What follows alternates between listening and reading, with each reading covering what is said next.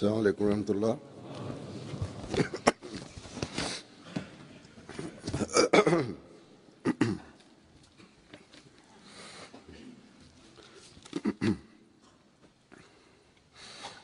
أشهد أن لا إله إلا الله وحده لا شريك له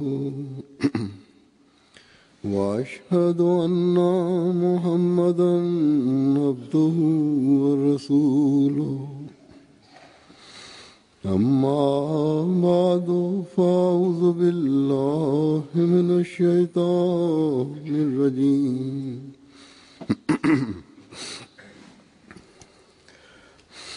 بسم الله الرحمن الرحيم الحمد لله رب العالمين الرحمن الرحيم مالك يوم الدين إياك نعبد وإياك نستعين اهدنا الصراط المستقيم صراط الذين أنعمت عليهم غير المغضوب عليهم ولا الضالين.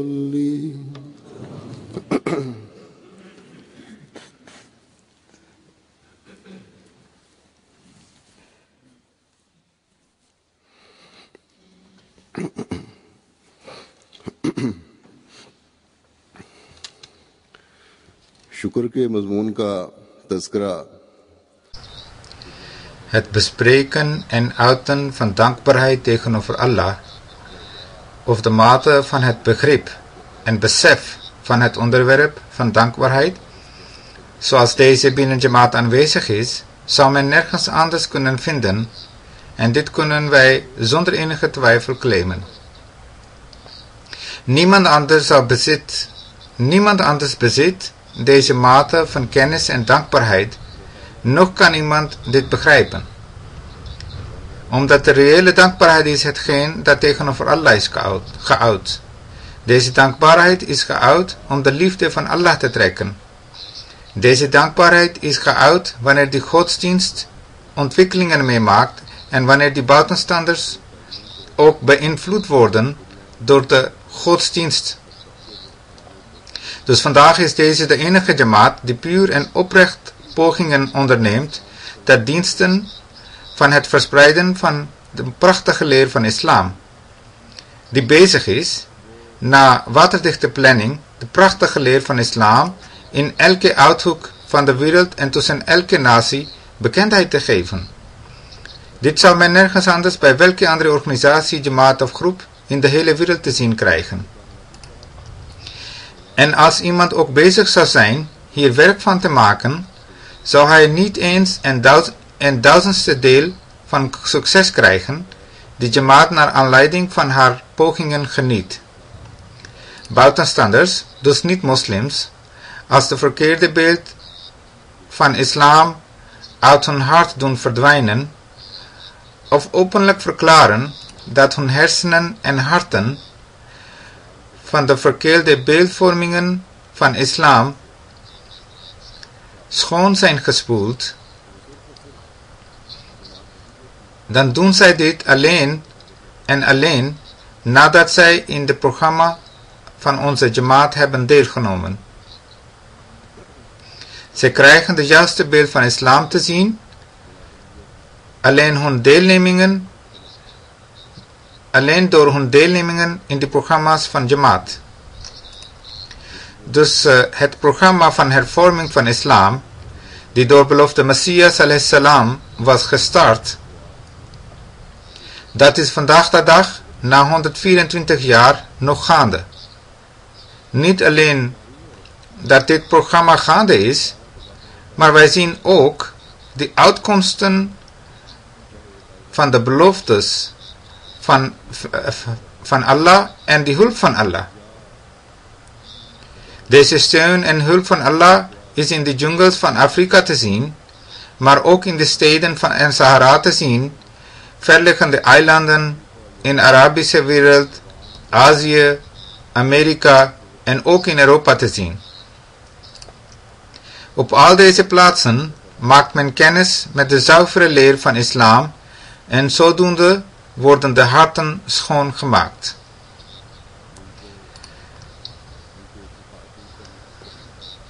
Achter al deze verschijnselen is de hulp en steun van Allah actief. Of het gaat om de aanvaarding van de prachtige leer van islam in de parlementgebouwen van Europa en Amerika.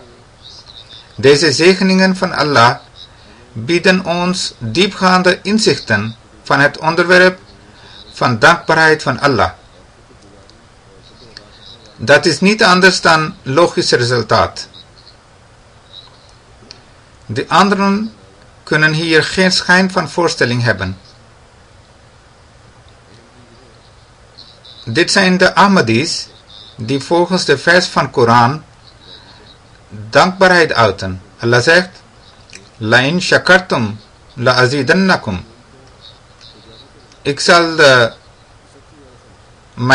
Ik zal mijn gunsten verder doen groeien als u dankbaarheid zou vertonen. Deze taak die op onze schouders rust, is niet om ons persoonlijk te laten introduceren en te laten erkennen, en het is ook niet om te laten zien dat wij heel sterk en groot zijn, maar de reden hiervan is dat wij deze missie verder willen brengen, waar belofte Messias ﷺ mee begonnen is, in het presenteren van fantastische mooie leer van islam voor de wereld. Dat is onze taak, zodat deze prachtige leer voor de wereld gepresenteerd is en de wereld bekend is en begrijpt de betekenis van de laatste profeetschap van de heilige profeet sallallahu alaihi wasallam. En dat de eenheid van God in de wereld gevestigd is en erkend wordt. Dus hetgeen wat voor Allah gedaan is en persoonlijke wensen en trots daar niet bij gemengd is en men aan de uitkomsten van deze taakvoering dankbaarheid aan Allah uit, dan verschijnt de steun en hulp van Allah steeds meer en in grote mate. Dus dit onderwerp moeten wij altijd voor ons houden. Afgelopen dagen was ik op reis naar Europa, waar diverse programma's waren gepland. Om te beginnen was er een programma in het Europese parlement. Deze was gehouden in het auditorium van het Europese parlement. Hier waren meer dan 200 parlementleden, Europarlementariërs en parlementleden uit verschillende Europese landen aanwezig. Totaal aantal gasten waren dus 200. Deze gasten bestonden uit politici, advocaten en andere hoogopgeleide persoonlijkheden. Zij namen deel aan dit programma. Zo heb ik ook kans gekregen in aanwezigheid van diverse pers en journalisten mooie leer van islam te mogen presenteren. Vanwege de persconferentie is breed in de wereld gecommuniceerd. Om dit programma te organiseren heeft de UK Jamaat een goede rol gespeeld. Alhoewel de oorspronkelijke organisatoren waren eigenlijk onze Europarlementariër vrienden, maar goed, dit programma was van goed hoog niveau. Jamaat UK was waarschijnlijk ook bezorgd over het programma, daarom werd vaak in de verschillende jamaats ook herhaaldelijk om gebed verzocht. Net als altijd, ook tijdens dit programma, hebben wij gezien en gevoeld hoe de gebeden van Ahmadis verhoord worden. In mijn optiek, degene die ik net heb verteld, in het algemeen beschouwen wij dit niet meer dan normaal, maar als men even nadenkt, Er is niets normaal als wij het ten opzichte van islam bekijken. De godsdienst die Allah heeft volmaakt, elke aspect van deze godsdienst is belangrijk en daarom waren de aanwezigen onder de indruk van het programma. En dit hebben zij openlijk gezegd ook. De misverstanden en bedenkingen over islam zijn verdwenen, alhamdulillah. In Duitsland waren er ook 2 programma's. Hierna ben ik dus naar Duitsland gegaan. In Hamburg hebben zij de moskee beter ingericht. Eerder was een nieuwe plek aangeschaft. De moskee was al eerder gebouwd. Het gebouw van binnen is anders ingericht. Eerst had deze moskee geen minaret. Deze zijn nu bijgebouwd. Naar aanleiding van deze herinrichting hadden zij een programma gemaakt. Eigenlijk was hiermee een gelegenheid gecreëerd om de gasten uit te nodigen. Maar goed, hier heeft ook een groot aantal gasten deelgenomen en zij hebben een goed beeld van het leer van islam opgestoken. Zo is er een nieuw gebouw van Jamia Ahmadiyya in Duitsland gebouwd. Omdat deze met het oog op de behoeften van Jamia is gebouwd, zijn hier grote leslokalen, verzamelzalen, logeerkamers, eetzalen, keuken en alles wat nodig is hierin opgenomen. Het is een grote organisatie geworden. Het is een mooi gebouw geworden. Maar goed, ook hierbij waren veel geleerden, vertegenwoordigers van pers en politici aanwezig.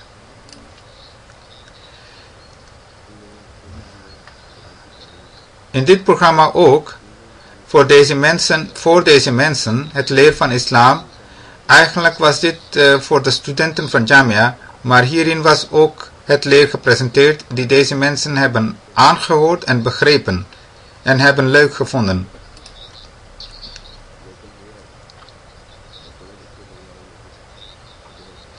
Dan was er programma van de opening van 2 nieuwe moskeeën. Hier waren ook goed opgeleide burgers en lokale burgemeester aanwezig. Zij benadrukten ook liefde en broederschap op een plaats waar er tussen de gasten en man en vrouw waar moskee werd gebouwd. Eigenlijk zou ik beter zo vertellen dat bij de openingsceremonie was een man en vrouw uit de buurt ook hierbij aanwezig. Na eventjes kwamen ze bij mij langs en zeiden dat zij mij een cadeau wilden overhandigen. Ze gaven het cadeau en zeiden meteen erbij: wij willen u feliciteren voor de bouw van deze moskee en het beste wensen. De burgemeester was daar ook bij aanwezig en naast mij zat. Hij vertelde mij dat toen deze moskee gebouwd werd, het was deze paar die het meeste tegenstand heeft geboden. Zij beweerden dat als hier een moskee is gebouwd, dan zou hier onrust toenemen, omdat moslims niets anders zijn. Maar goed, de gemeente en andere buren hebben hun zorgen van de hand gewezen en de moskee werd gebouwd. In de tussentijd waren de Ahmadis in contact met deze mensen en vertelden hun over islam en het leer van Ahmadiyyat. Hierdoor is een verandering in hun gedrag teweeggebracht. Tijdens de opening van de moskee, toen ik de Ahmadis erop wees dat hun verantwoordelijkheden, nu de moskee gebruiksklaar is, zijn toegenomen en hun vertelde dat een prachtige leer van islam er anders uitziet dan men normaal begrijpt, bracht dit een nieuwe verandering in deze mensen. Zij toonden veel respect en beleefdheid. Degenen die tegenstanders waren, hun harten hebben wij zien smelten. Maar in dit kader, de programma die daar gehouden zijn en de reacties van mensen buiten Jamaat, deze wil ik u ook vertellen. Sommigen hebben over mij ook wat gezegd. Ik heb geprobeerd dit deel zoveel mogelijk weg te laten, maar hier en daar zult u ook hierover wat te horen krijgen. Maar één ding weet ik, dat hetgeen ik daar gezegd heb is zuiver de boodschap van islam. Als deze iets teweeg heeft gebracht, dan is die boodschap van islam en niet mijn persoon. Maar alles wat ik als vertegenwoordiger van beloofde Messias zou zeggen, dat zou dan van invloed zijn. Omdat het een belofte van Allah met de belofte Messias is. De eerste is de reactie van een bisschop die hier naartoe was gekomen.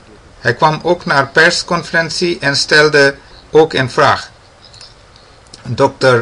Ayman Harvard was uit Geneve, Zwitserland gekomen. Hij is een vertegenwoordiger van Interfaith International en hij is ook de stichter-president van Feed a Family hulporganisatie. Hij had die uitnodiging gekregen. Een dag voor het programma was hij in de sneeuw weggegleden en zijn oog was gezwollen. Hij was behoorlijk gewond geraakt, maar toch wilde hij dit programma niet missen en reisde hij naar Brussel. Hij schrijft dat deze toespraak had betoverende woorden. Hij schrijft verder over mij dat de uitspraak tamelijk zacht was, maar de woorden die uit de mond kwamen bevatten bijzondere kracht en glorie in zich. Ik heb in mijn leven zo'n heldhaftig persoon niet meegemaakt. Maar goed, deze waren de woorden waarmee hij de schoonheid van islamitische leer aanhoorde. Uit Zwitserland was ook een vertegenwoordiger van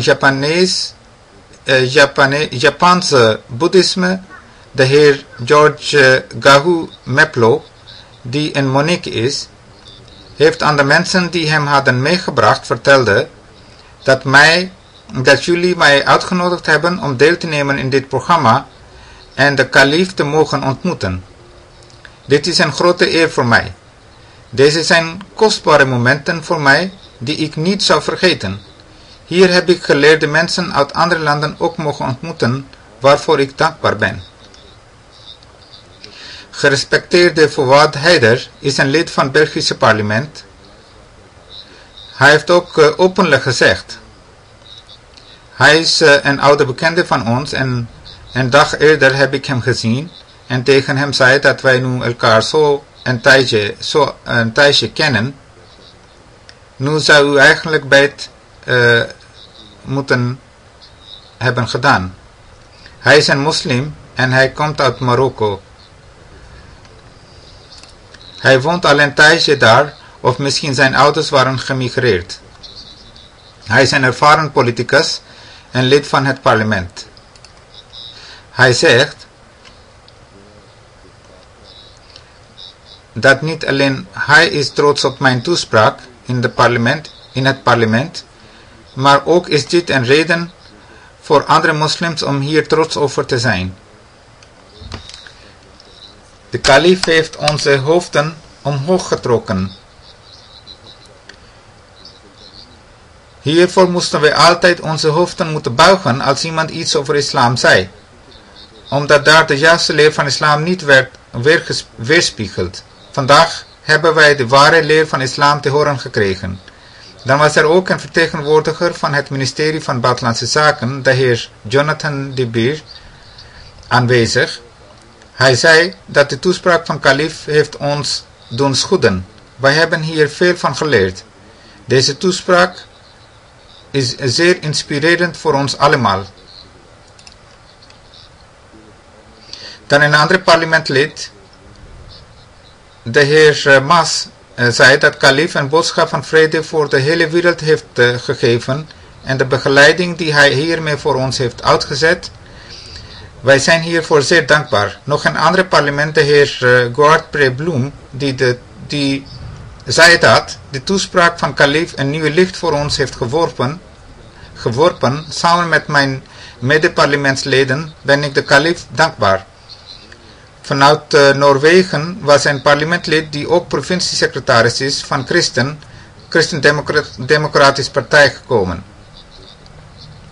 Hij uitte ook degelijke commentaar. Dan waren er vertegenwoordigers van de regering van Frankrijk, leden van Buitenlandse Zaken en Binnenlandse Zaken, die ook hierbij aanwezig waren. Zij maakten notities van belangrijke punten van de toespraak en zeiden dat in die toespraak er veel punten over de begeleiding voor Frankrijk waren en dat hij na terugkeer hier een rapport van zou maken en aan zijn ministerie zou indienen. Frankrijk is binnen Europa een land waar meeste geluiden tegen moslims te horen zijn. Nu deze zuivere leer van islam voor hen gepresenteerd is en deze heeft hen kennelijk geraakt. Dan mevrouw Romeo Lopez, die Spaanse parlementlid is, en zij was gekomen om deel te nemen in dit programma. Zij behoort tot de provincie Toledo van Spanje. Zij zegt dat dit programma de sporen van broederschap en vriendschap heeft achtergelaten. Het programma in Brussel heeft kennis laten maken met een dynamisch jamaat. Een jamaat die zich bezighoudt met progressief taakstelling.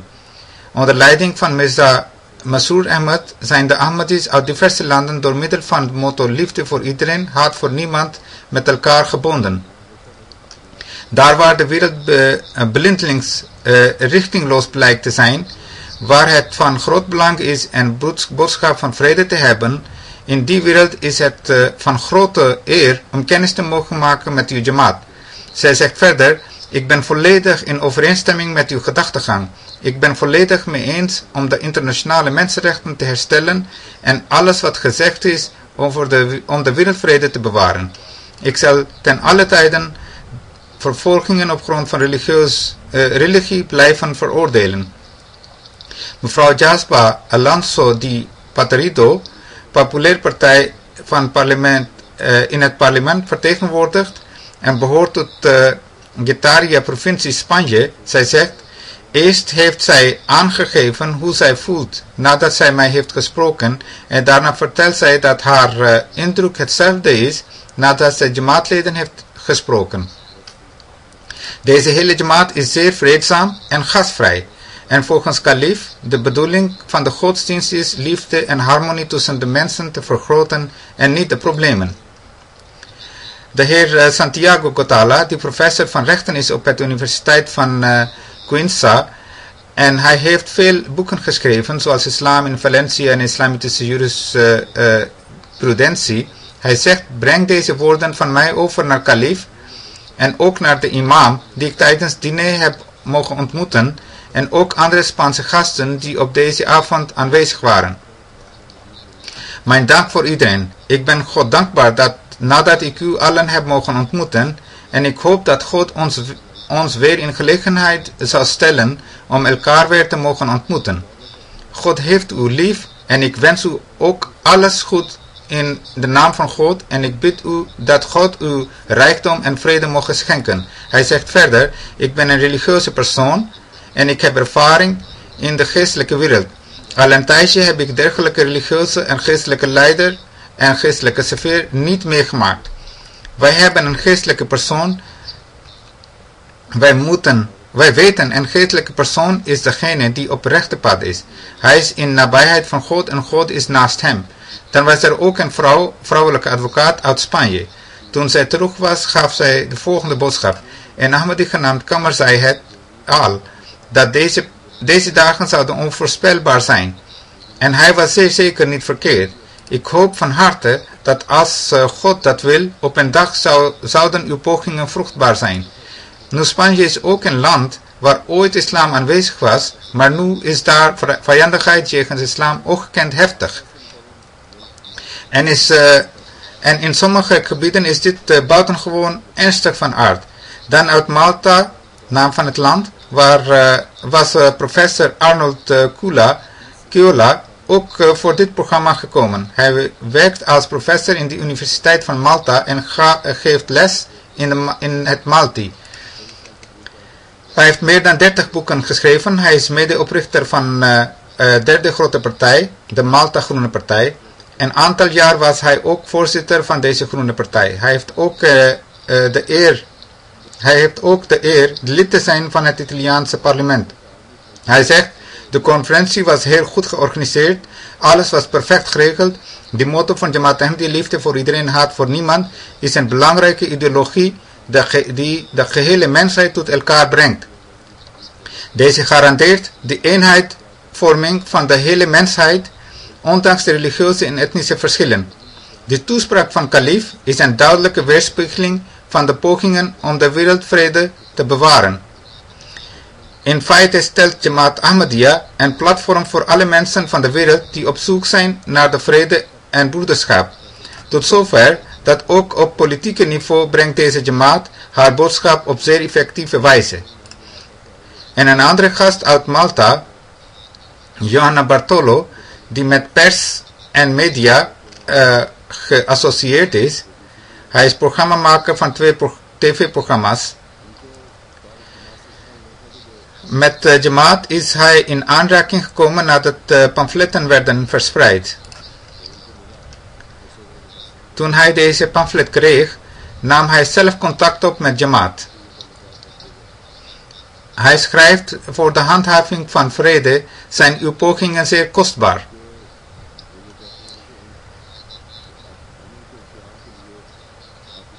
Hazur zegt over mij, zegt hij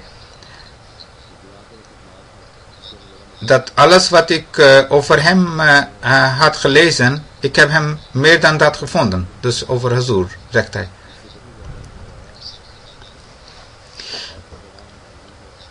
Uw boodschap is eeuwigdurend en ik ben blij dat uw boodschap de juiste mensen heeft bereikt.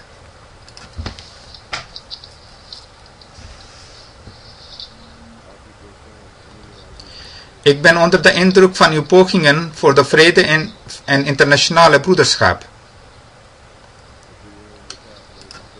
Hij schrijft dat hij in Brussel een collega ontmoet.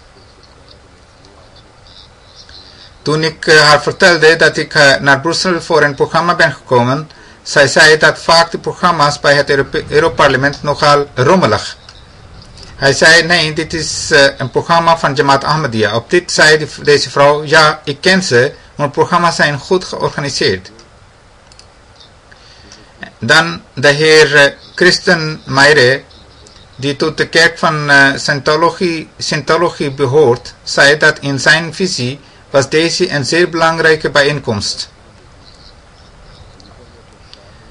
In de toespraak van kalif was een boodschap voor ons allemaal dat wij samen voor de vrede moeten gaan werken. Onze haatgevoelens moeten wij achter ons laten.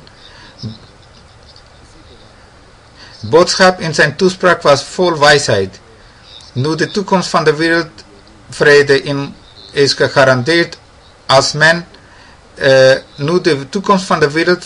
gegarandeerd als men voor deze boodschap luisterende oor heeft. Waarnemend burgemeester van Monteljobbi, een plaats in Frankrijk, was ook in deze bijeenkomst gekomen. Zij zegt: deze toespraak spreekt mij aan. Hij heeft een geweldige toespraak gehouden en alles helder en duidelijk uitgelegd. Een professor van een universiteit in Frankrijk, de heer Marco Liani, was ook voor deze conferentie gekomen. Hij zegt: ik ben zeer gelukkig dat ik deel heb mogen nemen in deze bijeenkomst in het Europese parlement onder leiding van de kalif. Het was een grote eer en gezegend moment voor mij dat ik daarbij bij mocht zijn, en vooral in aanwezigheid van een leider van ware liefde voor de wereldvrede en grote voorstander van vrijheid van godsdienst. Ook is het een grote eer voor mij dat ik daar een persoon heb ontmoet die grote voorstander is van harmonieuze onderlinge relatie tussen de mensen. De slogan van liefde voor iedereen en haat voor niemand is een krachtige boodschap en zeker garantie voor de handhaving van vrede. Ik ben zeer onder de indruk van deze slogan. Alle participanten zijn hierdoor vereerd. Er waren een grote aantallen aanwezig en een aantal moest buiten staan. De ex-burgemeester van Nunspeet heeft als volgt gezegd: in eerste instantie heeft hij bedankt voor de uitnodiging. Hij was behoorlijk onder de indruk van de organisatie en het programma. Hij was hier samen met zijn vrouw. Deze bijeenkomst was een effectief antwoord op de toenemende extremisme in de wereld. Hij zegt verder dat dit onderwerp staat nu ook actief op de agenda van het Europarlement. Hij zegt verder: ik hoop dat dit onderwerp ook in de toekomst aandacht blijft trekken. Vanwege deze bijeenkomst is een hoop ontstaan voor de deelnemers, kijkers en luisteraars. De heer Charles Tannock, lid van het Europarlement, zei dat Jamaat Ahmadiyya de boodschap van vrede op internationaal niveau aan het verspreiden is. Deze gemeenschap is tegen de extremisme aan het vechten. Voordat wij hier kwamen, hebben wij een persconferentie meegemaakt. Deze persconferentie was even voor het begin van deze conferentie, ongeveer half uur voor deze. Ook hier zijn vragen gesteld. Ik ben onder de indruk van de vragen die daar gesteld zijn. De wereld heeft deze boodschap van een moslimleider nodig. Deze boodschap van vrede is eigenlijk stem vanuit onze harten. Deze drang van vrede heeft niet alleen met islam, maar ook met andere godsdiensten te maken. Hij zei dat Jamaat Ahmadiyya dagelijks nieuwe niveau van ontwikkelingen meemaakt. Verder zegt hij dat deze Jamaat in elke deel van de wereld is vertegenwoordigd. Er zijn weinig mensen die bekend zijn met Ahmadiyya gemeenschap. Maar het is ons plicht om de basisboodschap liefde voor iedereen en haat voor niemand van deze gemeenschap in heel Europa helpen verspreiden. Deze is een boodschap van vrede. En deze vrede is niet alleen tussen de moslims, maar ook tussen alle godsdiensten van de wereld. Hij zegt verder dat vandaag de dag de Jamaat Ahmadiyya is een standbeeld van wereldvrede en tolerantie. Aan de andere kant is religieuze extremisme en onverdraagzaamheid als grote gevaar voor de wereldvrede en mensenrechten tevoorschijn gekomen. De terrorisme in de hele wereld vindt haar wortels uiteindelijk in deze religieuze extremisme plaats. Hij zegt verder dat de moslims dienen deze extremisme zelf te beantwoorden, zoals Jamaat Ahmadiyya op dit moment deze extremisme aan het bestrijden is. Hij zei verder: ik wil u danken voor uw beïnvloedingsmachtige en veelbetekenisomvattende toespraak. U heeft in uw toespraak diverse aspecten aangehaald. U heeft ons de ware leer van islam die betrekking heeft op de vrede en verdraagzaamheid geïntroduceerd. Hij zei dat ik ook gesproken heb dat de ontwikkelde landen arme en ontwikkelingslanden te hulp moeten schieten en dat ik ook heb verteld wat de verantwoordelijkheden zijn van deze Europese en Westerse landen. En dat deze landen deze verantwoordelijkheden met aandacht en zorg uit dienen te dragen. Hij zei: ik heb bewondering voor u, dat u zonder enige angst of aarzeling in uw toespraak over de problemen van immigratie gesproken.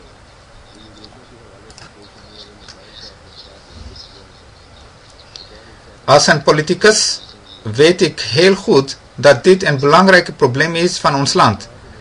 Hij zei verder: ik denk dat de belangrijkste boodschap vandaag is het creëren van onderlinge harmonie en met deze boodschap zouden wij hier straks moeten vertrekken.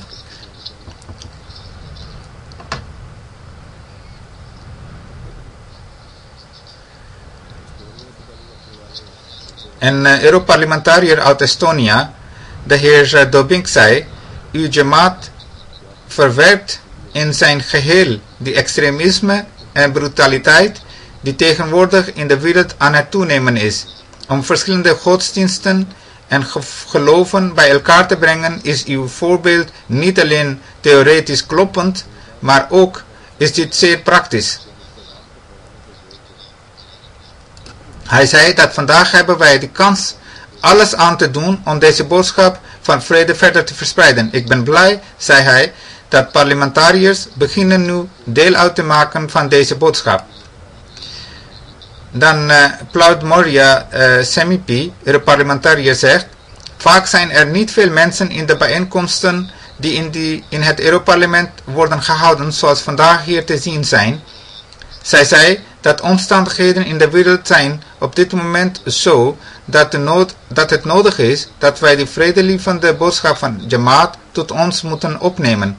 Het is van wezenlijk belang dat wij verdraagzaamheid en respect voor elkaar vertonen. Deze visie is niet alleen boekentheorie, maar in de huidige toestanden is het van groot belang om hier praktische stappen te ondernemen.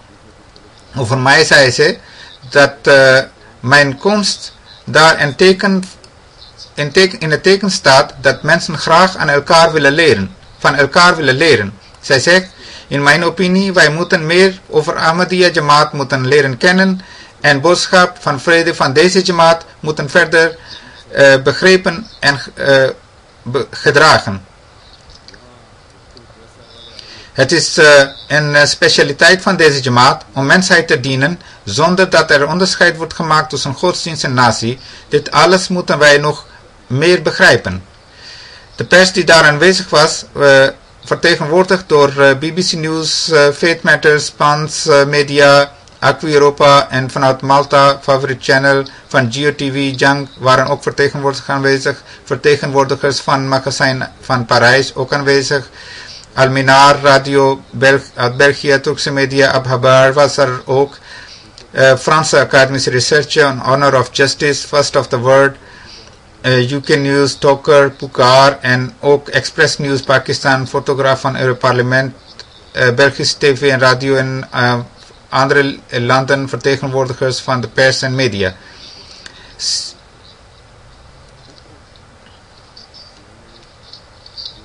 CNN heeft ook met referentie naar een deel van het programma de nieuws op website geplaatst met bovenaan het onderwerp Code of the Day. Dat vond hij kennelijk leuk. Daar werd gesproken over eenheid. Een parlementlid van Duitsland zegt over mij: zijn toespraak was zeer indrukwekkend. Wij zijn hierdoor diep geraakt.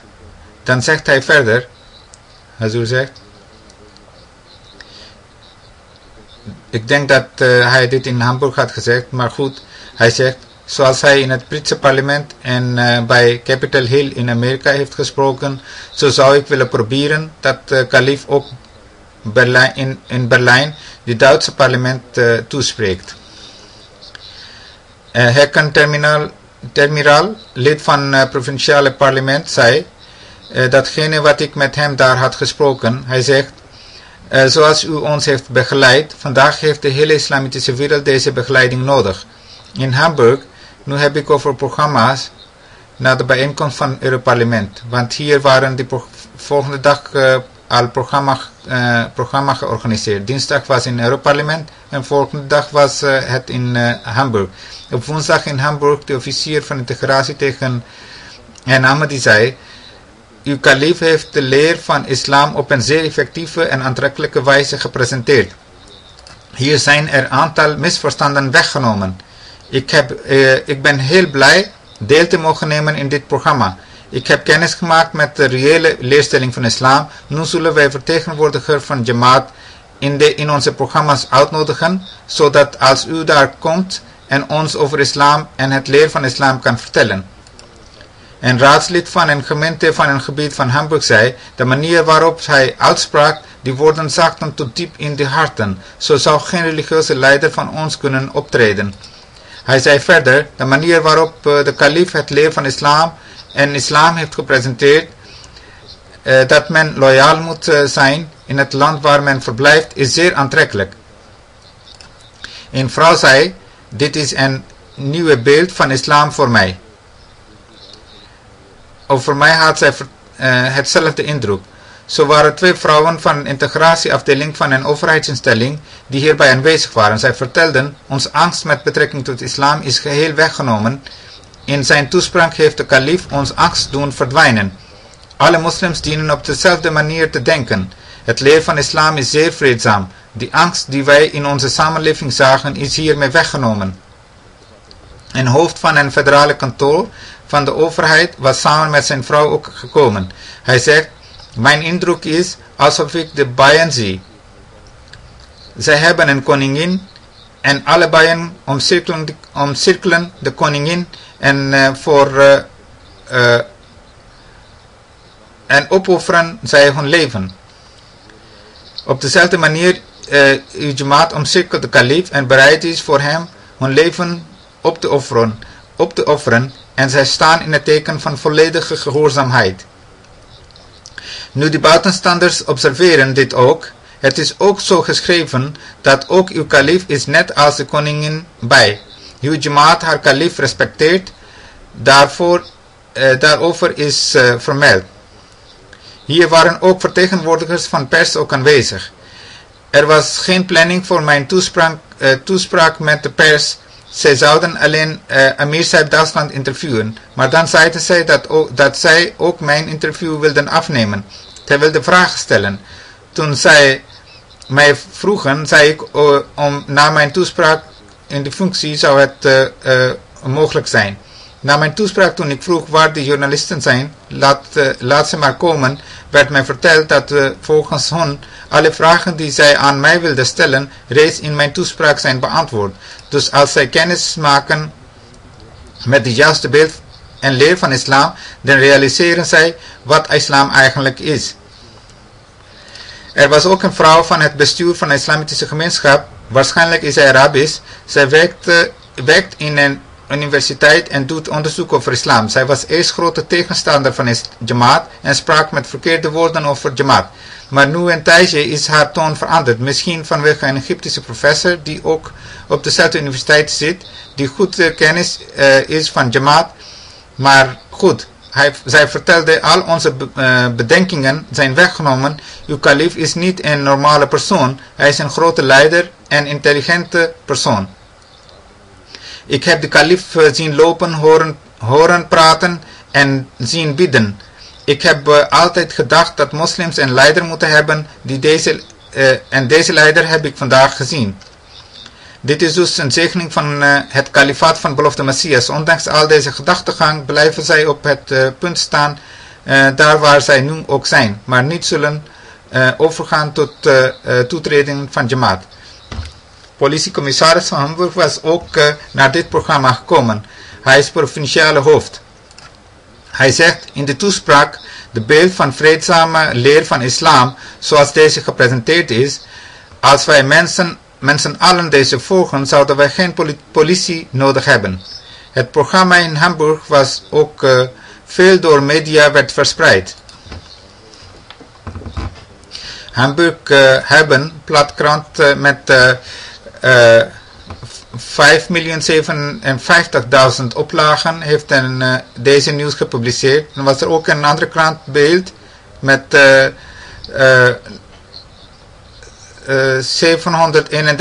731.000 oplagen die deze nieuwe nieuws heeft geplaatst. Dan is de krant met 100.000 oplagen genaamd Weltcompact. Ook de krant NDR Actueel met 400.000 oplagen. Zo waren diverse kranten het programma van de Moskee Renovatie en deze toespraak hebben geplaatst. De oppositieleider van het provinciale parlement van Hessen had uitgenodigd. Tijdens die ontmoeting vroeg hij dat die veranderingen die in de islamitische wereld gaande zijn, vooral in het Arabische wereld, hoe ik daar tegenaan kijk.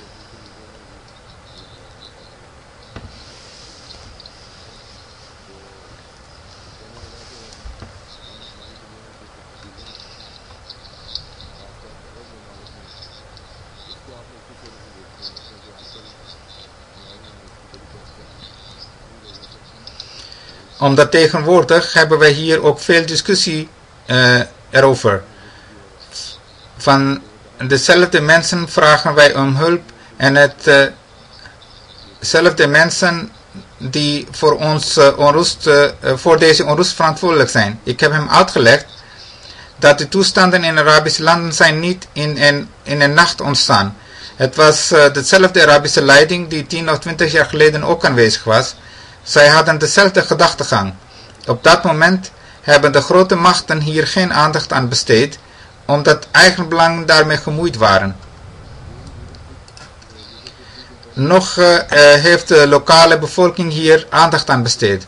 Zij zijn ook van buitenaf aangestoken en opgestoken.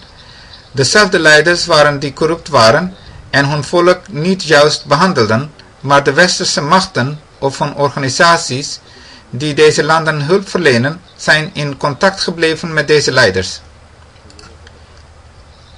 In feite, zolang de westerse machten deze leiders onder eigen invloed hebben gehouden, hebben zij naar het westen geluisterd. Tot die tijd was daar geen conflict, er waren geen zorgen. Maar toen deze leiders niet meer aan de wensen van het Westen voldeden, begonnen de westerse landen daar pogingen te wagen om een revolutie teweeg te brengen. Ik heb hem gezegd dat als westerse landen het willen dat er in deze landen vrede hersteld wordt, dan moeten zij daar ook reële democratie introduceren. U in het Westen praat vaak over democratie en niet dat er een persoon is die gekozen is voor een lange tijd aan de macht te blijven.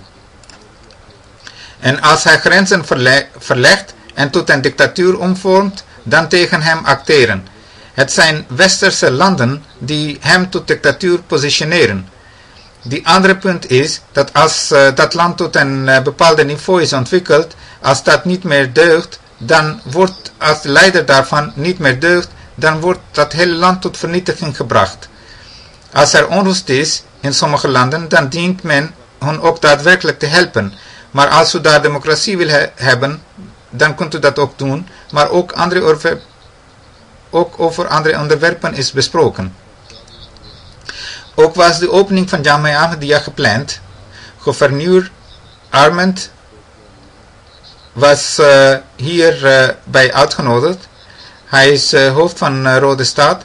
In deze gebied is deze Jamia aanwezig. Hij zegt de kalif heeft een toespraak gehouden die niet van tevoren geschreven was. Dit zijn gedachtegang van hemzelf. Het is zeer positief dat kalif die studenten heeft gevraagd om zelf ook aan het leer te houden en praktische vorm hiervan aan de mensen in de omgeving te presteren. Hij zei, ondanks leider te zijn van een religieuze jamaat, is hij een praktisch ingestelde persoon. Geen idee wat hij met het woord ondanks bedoelt. Misschien denkt hij dat religieuze leiders niet praktisch ingesteld zijn, of misschien zij zeggen wat anders en doen wat anders. Maar goed, Wolf Verhoet, die de secretaris is van de Duitse Islamconferentie, hij was bij de openingsceremonie van Jamia ook aanwezig. Hij zei, de instructies van de kalif waren zeer belangrijk en essentieel. Hij gaf commentaar op een paar woorden uit mijn toespraak waarin ik had gezegd, omdat de studenten door hun aparte kledingstijl in het algemeen er anders uit zullen zien, daarom is het van groot belang dat zij vriendelijk gedragen en met open hart contact maken. Op deze manier zou men bijdragen om de angst en hartgevoelens te vermijden. Dit kan alleen mogelijk zijn met de mensen in contact te blijven en in gesprek te raken. Hij zei dat deze instructies van kalif in dit kader van groot belang zijn. Een journalist genaamd Banak zei, in mijn opinie was die bijeenkomst zeer respectvol en het sfeer was vriendelijk. De toespraak van internationale leider was gebalanceerd en had inhoud. De levende woorden waren niet beperkt tot basismorele principes en deze waren invloedrijk omdat hij studenten aangespoord heeft in contact te blijven met de lokale bevolking. De opening van Jamia Ahmadiyya is veelvuldig print en door elektronische media opgepakt. Meer dan 10 nieuws geweest. Hierin zijn provincie TV en radio betrokken. Ook de foto's van Jamia gepubliceerd. De krantenschrijver Mirza Masroor Ahmad sprak de studenten toe en spoorde hen aan om de mooie leer van islam voor de wereld te presenteren. Hij adviseerde de studenten om hun leven volgens de leer van islam in te richten en mensen met hoge morele waarden te benaderen. En dat het een belangrijke en fundamentele waarde van Jamaat Ahmadiyya is om harmonie en vrede in de maatschappij te verspreiden. Een krant schrijft, Ahmadiyya Islamitische Jamaat zal in Rode Stad islam opleiden, imams opleiden. Dan heeft deze krant totale beeld geschetst waar daar allemaal in bevindt. Hoe heeft hun leider Mirza Masroor Ahmad de toekomstige imams toegesproken en aangespoord om eraan te werken om de angst over islam in Rode Stad in Hessen weg te nemen. Islam is niet een strijd tegen andere godsdiensten en beschavingen. Zo waren commentatoren van diverse kranten. Mogen Allah van alle programma's die gehouden zijn langdurige effecten laten zien. Onze elke stap brengt ons vooruit en dat we dankbaar blijven en in godvrezendheid blijven groeien. Belofte Messias zegt, uw echte dankbaarheid ligt in reinheid en godvrezendheid. Het is niet voldoende om alhamdulillah te zeggen als iemand vraagt of u moslim bent.